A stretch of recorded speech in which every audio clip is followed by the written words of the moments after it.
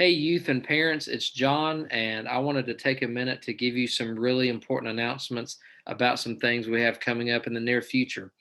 April 11th is a pretty big day. So this Sunday is April the 4th. So the following Sunday on the 11th, we have a couple of big things happening. The first is that we are going to be resuming youth because we took Palm Sunday and Easter Sunday off.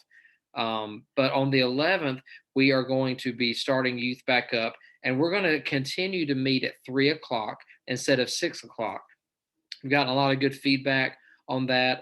Students being able to be home for dinner, and if they have last minute homework, not that any of your kids put off doing homework at the last minute, but that gives them a chance to do that. So we're going to really stick with this 3 o'clock time frame for the rest of April and May, and then we'll evaluate if that time is worth keeping. In the near future. The other thing to keep in mind is that we will, instead of being at different homes, we will be back in the youth basement, which I'm really excited about. We've already opened our church back up on Sunday mornings. And so, with COVID numbers going down and vaccinations becoming more available, we feel that it's time to make this an option. A couple things here: masks are obviously required at all times, and we will be practicing social distancing. We have not had a problem with this in the times that we have met with our students. Outside when we're meeting inside back in October, November. But this hasn't been a problem, but just want to ask you to be diligent and patient with us. So please wear a mask if you decide to come, and know that we will continue to practice social distancing. We even have an air filter, an air purifier that's been bought specifically for the youth basement that helps filter and clean the air. So we are going above and beyond trying to make sure that your students are safe.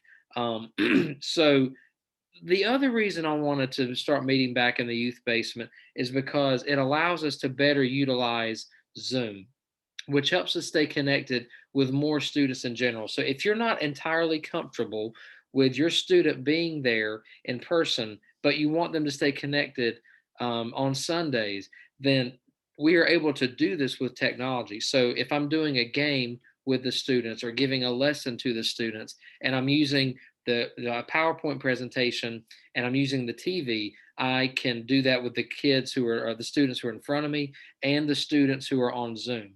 So it really helps make bring them together in a way that might not be possible if we meet in person and it's all or nothing somewhere at somebody's house. Whereas if we do this at the youth basement, the ones who are able to come in person can be there, but the ones who are on Zoom can also be there. Okay, so April 11th, 3 o'clock in the youth basement.